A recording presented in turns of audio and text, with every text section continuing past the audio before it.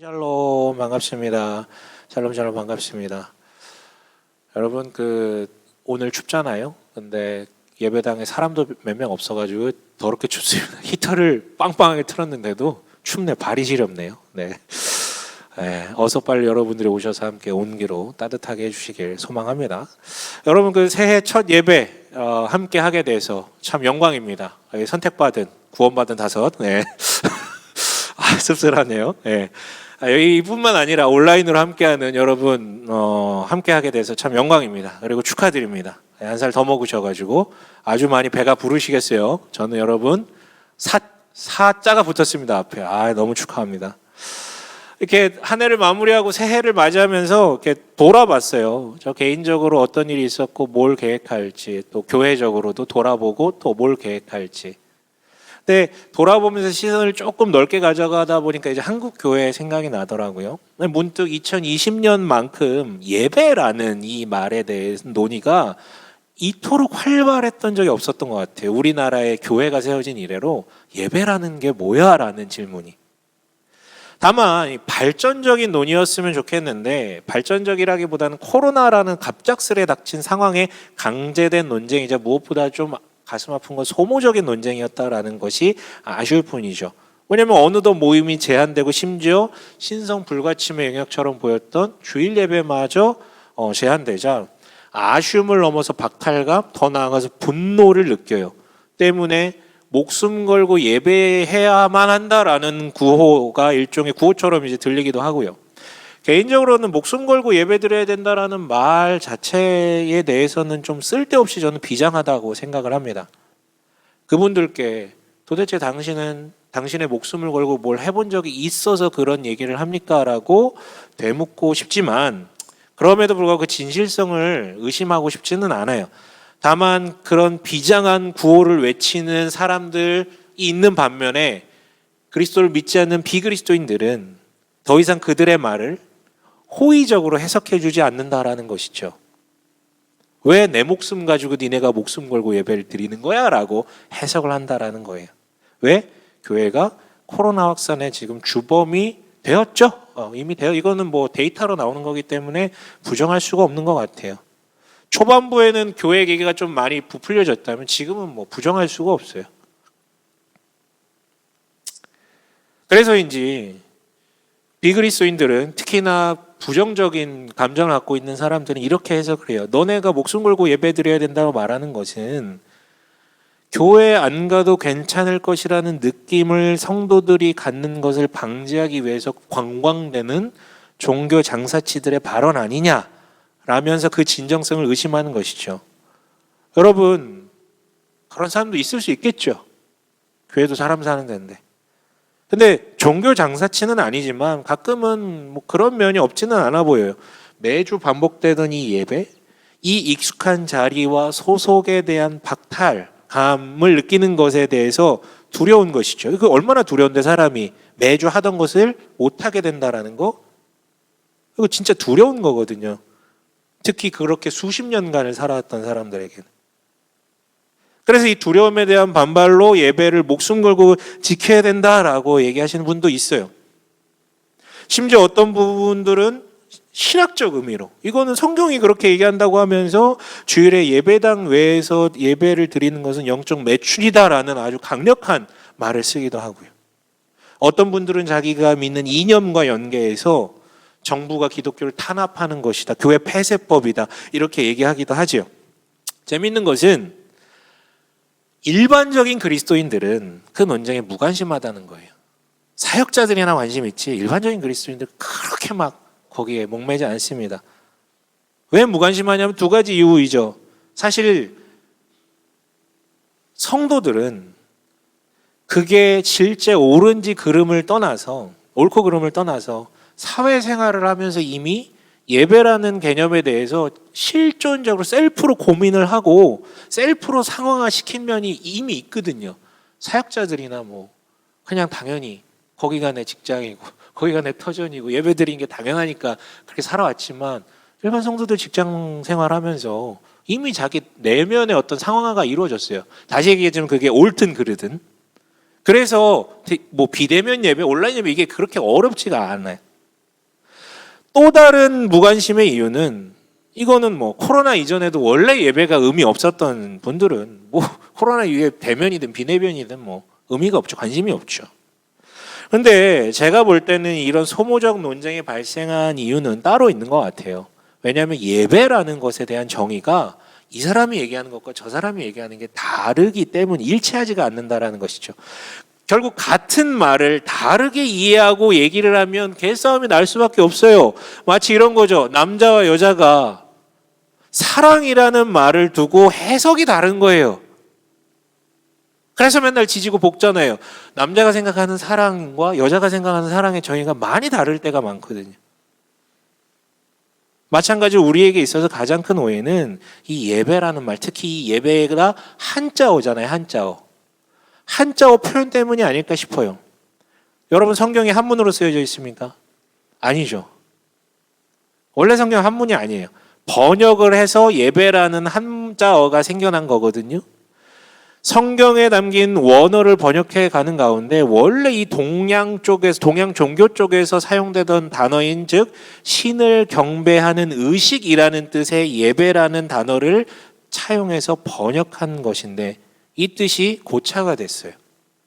그래서 우리가요, 여러분 자연인 상태에서 예배라는 말을 들으면 뭐가 떠올리냐면 의식이 떠올라요. 사실 하나님이 떠올라야 되는데. 여러분에게도 스스로 한번 물어보세요. 예배라는 단어를 떠오를 때 뭐가 제일 먼저 떠오르는지. 그렇다면 뭔가 잘못된 거예요. 그건 구약의 제사이지 신약이 말하는 예배가 아니거든요. 여러분 그래서 번역이 잘못되면 반역이 된다고 얘기를 하잖아요. 그래서 예배라는 것의 성경적 의미를 확실히 하는 것으로부터 예배 논쟁을 정리하고 또한 우리 2021년의 코로나의 종식과 함께 예배의 회복과 또 예배를 누림이 풍성해졌으면 하는 마음이 있거든요. 그래서 올해 우리 교회에 5가지 미션이 있어요. 아마 모르실걸요?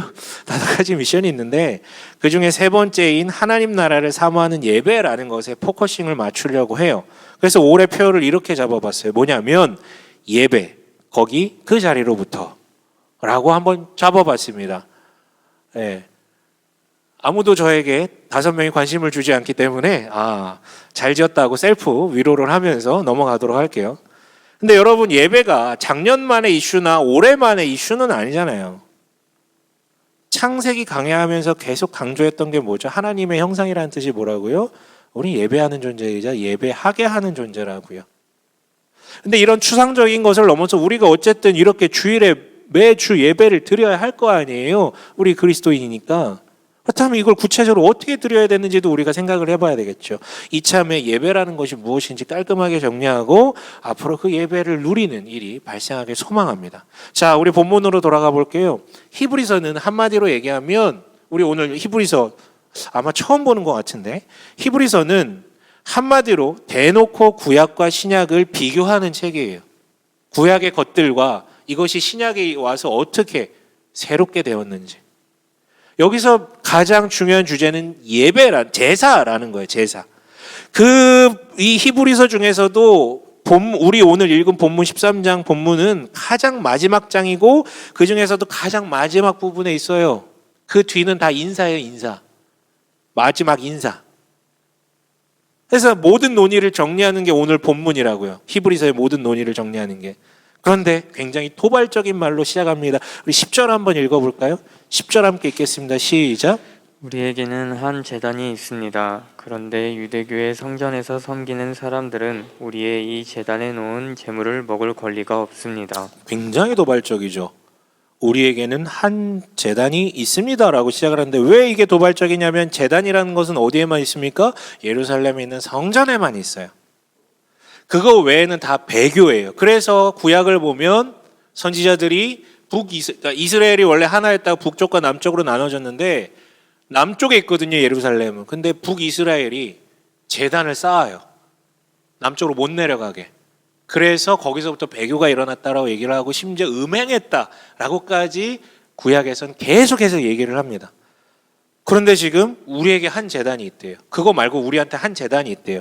심지어 10절에서는 뭐래요? 유대교인들은 예루살렘 성전을 찾아가서 제사 드리는 이는 소유할 수 없고 예배할 수 없는 그런 제단이 있다라는 거예요. 오, 이것도 엄청난 도발이죠. 네가 맞으면 내가 틀리고 내가 맞으면 네가 틀린 거야. 이거 완전 전면 국지 도발 수준이 아니고 전면전이에요.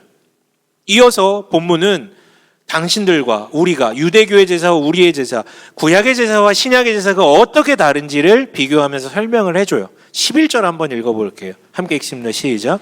유대교의 제사의식에서 대제사장은 속죄 제물을 드리려고 짐승의 피를 지성소에 가지고 들어가고 그 몸은 진영 밖에서 태워버립니다.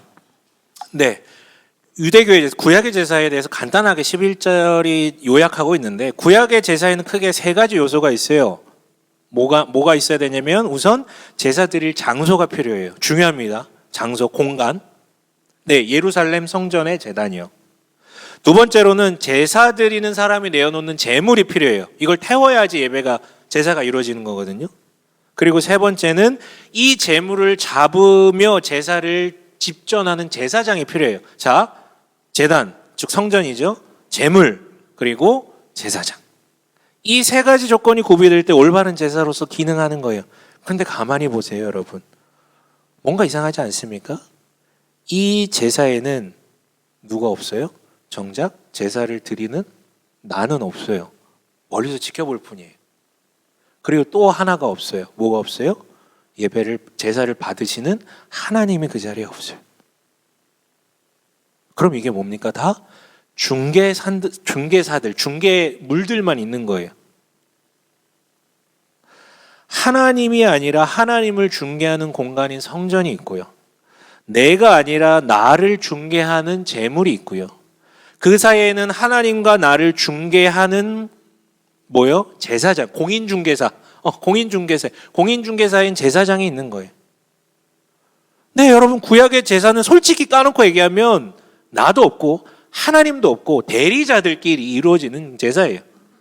때문에 주고받는 쌍방향 소통이 안 된다라는 거죠. 그래서 구약의 제사는 하나님과 인간이 철저히 분리되었다라는 사실을 우리한테 알려줘요.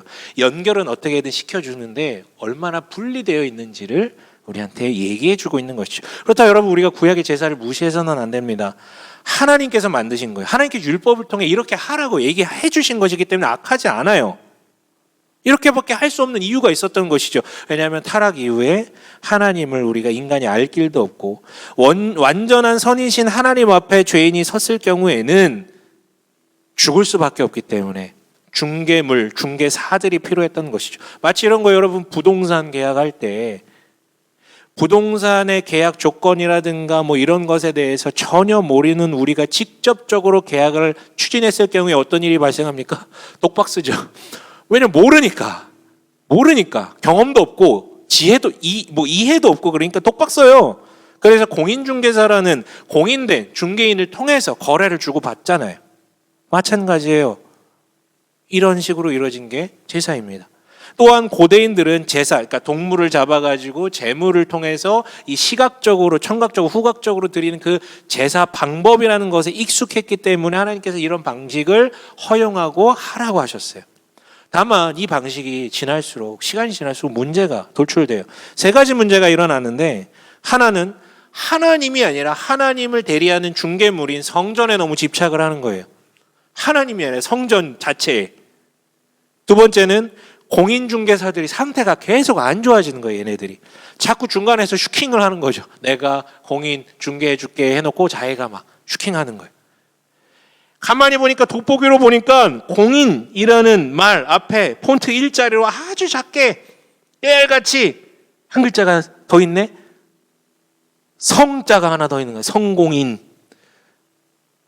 알고 보니까 자기가 성공하고 싶었던 거예요. 네. 세 번째 문제는 그냥 그 방식이 마음에 안 드는 거예요. 옆 동네 신들은 직접 소통이 가능하다는데 이래가지고 직접 소통이 가능하다는데, 그리고 대리인을 써도 바로바로 응답이 된다는데 왜 우리 신은 그게 없어? 마음에 안 든다는 거지. 직관적이지 않다는 거지. 그래서 나 떠나겠다는 거예요. 이방신에게로. 여러분, 그러다 보니까 시간이 지날수록 이게 무너집니다. 제사가요. 비유를 들어볼게요. 칸막이, 안 보이는, 외부가 보이지 않는 칸막이로 완전하게 둘러쳐져 있는 집에 한 방에 시한부 선고를 받은 내가 있어요. 근데 그 칸막이로 뒤덮여 있는 그 집 밖으로는 생명수가 가득 차 있는 아주 찬란하고 아름다운 세상, 환상적인 세상이 펼쳐져 있어요. 당연히 집 밖으로 나가길 소망하지만 어디로 나가는지 몰라요. 그리고 보이지도 잘 않아요. 그리고 가더라도 정작 거기서 살 수가 없어요. 왜? 사람은 물속에서 살 수 없거든. 생명수인데 저걸 마셔야 내가 사는데 정작 그 안에서는 살 수가 없어요. 숨을 못 쉬니까. 죽는 거지. 그래서 임명된 공인중개사가 생명수를 한 잔씩 떠다가 한 잔씩 먹여 주는 거예요. 그런데 먹다 보니까 열받는 거예요. 감질맛 나기도 하고 고작 이거 가지고 내가 어떻게 살아? 그러면서 동시에 맛도 없고 그냥 나는 그딴 거 안 마시고 그냥 저 옆방 가서 콜라나 들이키다 뒤질란다 뭐 그러고 그래서 하는 거예요. 제 얘기 같은데 아무튼 콜라를 너무 좋아해가지고. 그렇다면 여러분 신약의 제사는 뭐가 다릅니까? 제가 굳이 막 비유로 유치하게 얘기하는 이유는 이해하기 위해서예요. 그렇다면 신약의 제사는 뭐가 다른데 12절 한번 읽어볼까요? 함께 읽어보겠습니다. 시작. 그러므로 예수께서도 자기의 피로 백성을 거룩하게 하시려고 성문 밖에서 고난을 받으셨습니다. 네, 히브리서는 주구장창 얘기해요. 뭘 얘기를 하냐면 예수님 본인 자체가 성전이신데 그분이 최종적인 대제사장의 역할, 흠도 없는 대제사장의 역할을 맡으셔서 심지어 그가 자신이 최종적 제물이 되셨다고요. 즉 십자가에 달리심으로 이 모든 걸 한 방에 다 이루셨다고요. 성전과 제물과 제사장의 기능과 역할을 단 한 방에 최종적으로 완성시키셨다라고요. 그래서 더 이상 중개물도 중개인도 필요 없다라고요. 당연히 그 제사가 단번에 드려졌지만 동시에 이 영향력이 앞으로 쭉 세상 끝날까지 지속되기 때문에 나와 하나님 사이에 분리도 사라졌다라고요. 앞서 말한 비유를 연장하자면 예수라는 분을 통해 그 생명수로 가득한 환상적인 세상에서도 그 안에서도 살 수 있게 호흡기가 달린 거예요. 다만 호흡기를 달아놨으니까 움직임이 제한되죠. 시야도 제한되죠. 뭘 썼으니까. 그런데 그게 끝이 아니에요. 14절 보면 뭐라고 얘기합니까? 14절에 뭐라고 합니까? 읽어봅니다. 시작. 사실 우리에게는 이 땅 위에 영원한 도시가 없고 우리는 장차올 도시를 찾고 있습니다. 네. 14절에서 장차올 도시라고 하죠.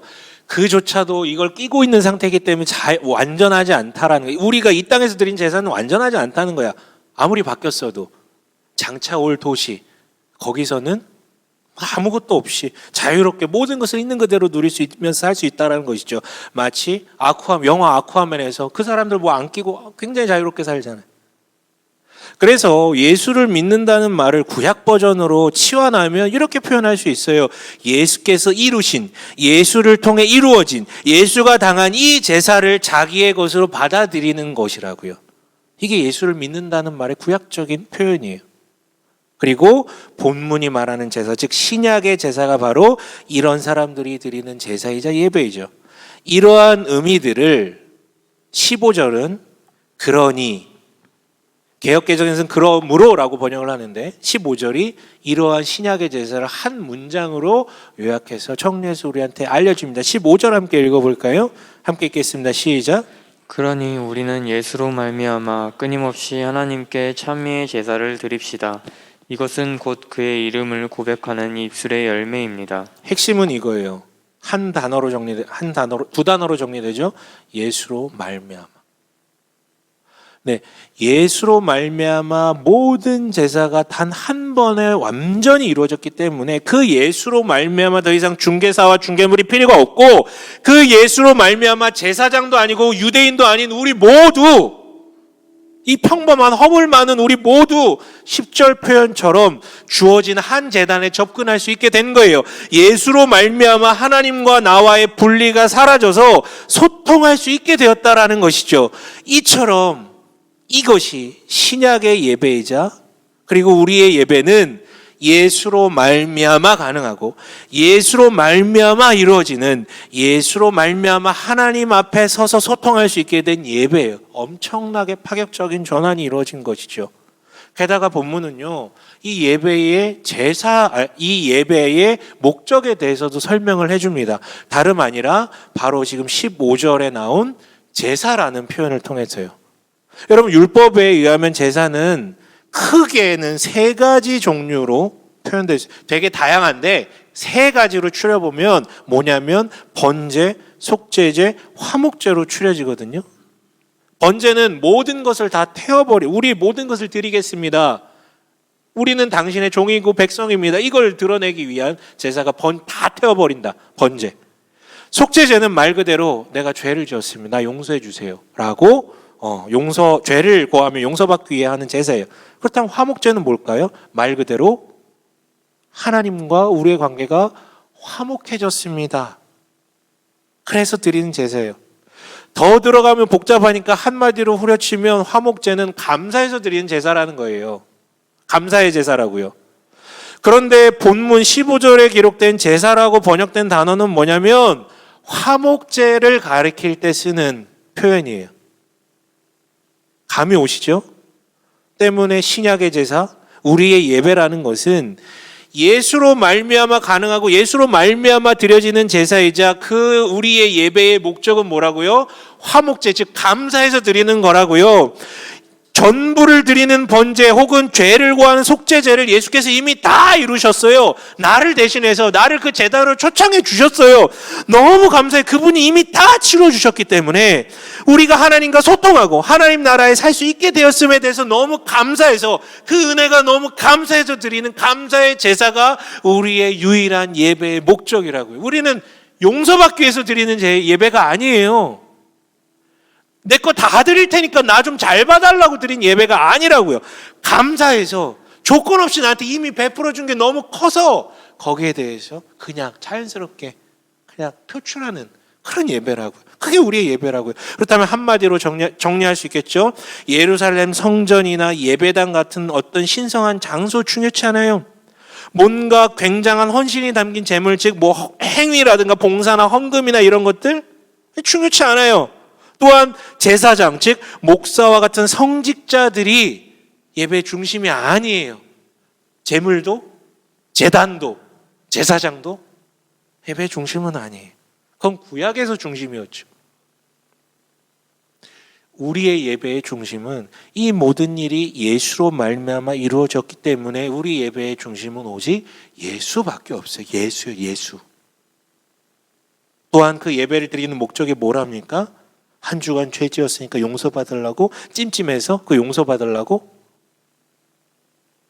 예배 마일리지 쌓으면 하나님과 딜할 수 있을 것 같아서? 아니요. 그냥 예수로 말미암아 이루어진 일을 너무 잘 알고 그것이 내 것이 되었고 그것이 너무 감사해서 찬양하지 않고 견딜 수 없어서 자연스럽게 경배하는 게 예배의 의미예요. 왜? 그렇게 이미 내가 예배하지 않을 수 없는 존재가 돼버렸기 때문에 행동으로 그냥 자연스럽게 흘러나오는 거죠. 사랑하면 그냥 자연스럽게 표현과 행동을 통해서 드러나는 것처럼, 반대로 사랑이 식으면 만남도 뜸해지고 선물도 하지 않고 연락도 하지 않는 것처럼 똑같아요. 예배란 그런 것이죠. 자연스러운 것으로, 원래는 당위적으로 해야만 하던 것에서 자연스러운 것으로 변했다라는 거예요. 때문에 15절 뒤에 이어 나오는 문구들도 굉장히 자연스럽게 우리가 바라볼 수 있죠. 하나님께 찬미의 제사를 드립시다. 어떻게? 끊임없이. 아니, 예수로 말미암아 다 완성된 것 아닙니까? 그런데 왜 또 제사를 드립니까? 심지어 어떤 수식어가 붙어 있어요? 끊임없이 드리래요. 아니, 구약의 제사는요 매일 드렸어요. 아침에 저녁에. 물론 그 제사는 제사장만, 나라와 민족을 대표해서 매일 드렸던 거예요. 아침과 저녁. 개인으로서의 나는 절기 때만 가서 제사를 드리던가, 혹은 개인적으로 부정 탔거나 아니면 죄를 지었을 때나 혹은 소원이 있을 때나 감사한 일이 있을 때만 가서 드리는 거예요. 그런데 신약의 제사는 끊임없이 제사를 드립시다라고 얘기를 하고 있어요. 여러분, 이게 횟수로 들리십니까? 횟수로 주일, 수요, 금요, 새벽 횟수로 들리세요? 어떻게 그렇게 해요? 매일 끊임없이 순간순간. 여러분, 이것은 제사 행위에 대한 이야기가 아니라 예수로 말미암아 이루어진 사실을 믿고 받아들였기에 끊임없이 예배하는 존재가 되어버린 나에 대한 정체성에 대한 얘기예요. 정체성. 그런 존재에게는, 그런 예배하는 존재에게는 예배 중단이라는 게 없어요. 장소나 방식의 제한도 없어요.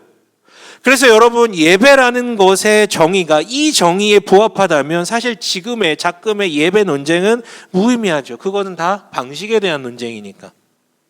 물론 여러분, 그 방식에 대한 논쟁이 무의미하지 않아요. 왜냐하면 내용물을 담는 그릇도 중요하잖아요. 물이 있어도 담는 그릇이 있어야 마시지. 다음 주에는 16절을 가지고 그 얘기 할 건데, 다만 형식이라는 것은 구약에서나 본질이지 신약 시대에는 형식은 본질이 아니에요. 물론 본질은 아니지만 본질을 해칠 수 있기 때문에 우리가 고민해야 될 영역이에요. 이런 거죠. 말로만 난 예배 다 하나님 영광 받으소서, 그리고 예배 끝내거나, 아니면 TV 누워서 주님 여기가 좋사오니 여기가 나의 예배 처소입니다. 이건 이미 끝난 거지 뭐. 하지만 다시 얘기하지만 본질을 해칠 수 있지만 본질 자체는 아니에요. 다만 우리에게 본질은 단 하나죠. 예수예요. 예수. 여러분, 또 이 말이 그렇기 때문에 예배 시간 예수님 이야기만 해야 된다, 예수만을 찬양해야 된다, 더 많이 예수님을 외쳐야 된다, 이 얘기가 아니에요. 우리의 예배가 가능하려면 나에 대해서, 내 정체성에 대해서 이런 질문이 선행돼야 된다라는 것이죠. 무슨 질문이요? 당신의 삶이 예배당에 와서만이 아니라 당신의 삶이 예수로 말미암아 가능한 것이 맞습니까? 이 질문에 대한 답이 선행되지 않으면 당신에게 정말 예수가 그 정도의 가치가 있는 분인가요? 이 질문에 대해서 자신의 실존을 통해서 그냥 뭐 앞에서 하라 그러니까 대답하는 거 말고 실존을 통해서 예스라고 대답하는 그 자리로부터 예배는 이미 시작되는 거예요. 여기 오기 전부터 시작되는 거예요. 한마디로 정말로 예수가 그 정도의 가치가 있으면, 정말로 예수를 믿으면 예배할 수밖에 없다는 것이, 예배는 이미 시작됐다라는 것이죠. 결국 예수가 중요한 사람은 누가 시키지 않아도, 환경이 제한됐더라도 그 환경에 맞춰서 예배를 추구할 것입니다. 나아가 예배의 의미가 확장되죠. 주일날 예배당에서만 하는 것이 아니라 당신이 하고 있는 모든 것이 예배라는 거예요. 먹고 싸고 자고 누리고 일하고 관계하고, 이 모든 것이요. 그것이 다 예배라는 것입니다. 그럼 말씀을 마칠게요. 저번 달에 재밌는 통계를 봤어요. 작년 말 기준입니까? 20년 12월 기준으로 우리나라의 가장 큰 두 교단, 우리나라 한국교회의 가장 큰 두 교단인 합동과 통합, 이 두 교단의 신학교인 총신과 장신, 이 두 학교를 빼고는 다 정원 미달이 되었어요. 엄청나게, 그냥 1대 0.9 정도가 아니라 엄청나게 미달이 났어요. 아니, 이 두 학교도 고작 경쟁률이 1대1을 조금 넘어요. 큰일 났죠. 신학생이 이제 더 이상 안 들어요. 큰일 났죠. 왜?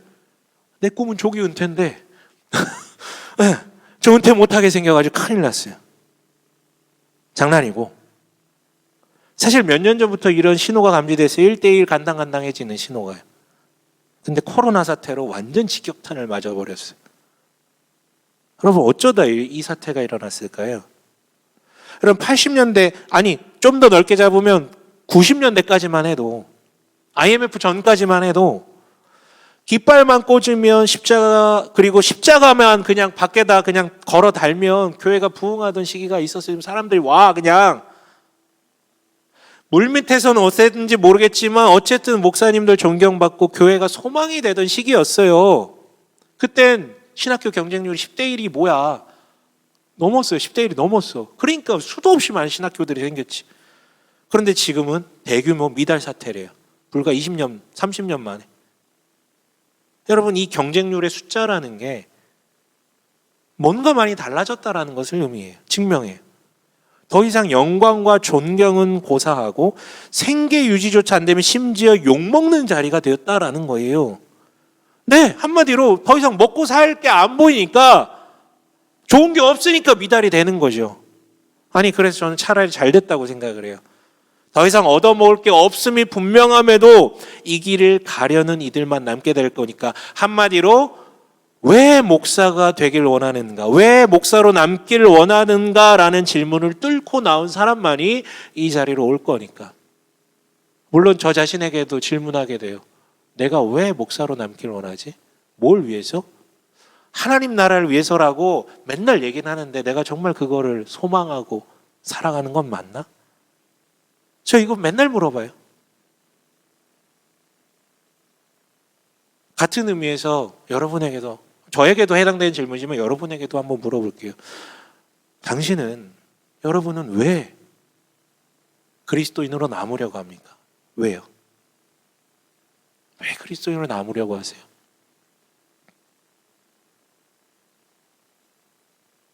미리 말씀드리면 앞으로는 교회 다닌다고 얻어먹을 거 없습니다. 목사만이 아니라 성도들도 마찬가지. 네트워크 다 깨질 거예요. 네트워크 때문에 다녔던 사람들은 더 이상 찾을 이유가 없어요. 여러분, 신앙이 있다면, 신앙이 있다는 것을 전제, 신앙이 약하고 강한 것과 상관없이 우리 신앙인이라면 누구에게나 참된 그리스도, 온전한 그리스도와 하나 된 모습, 이 참된 그리스도인 됨에 대한 열망이 있어요.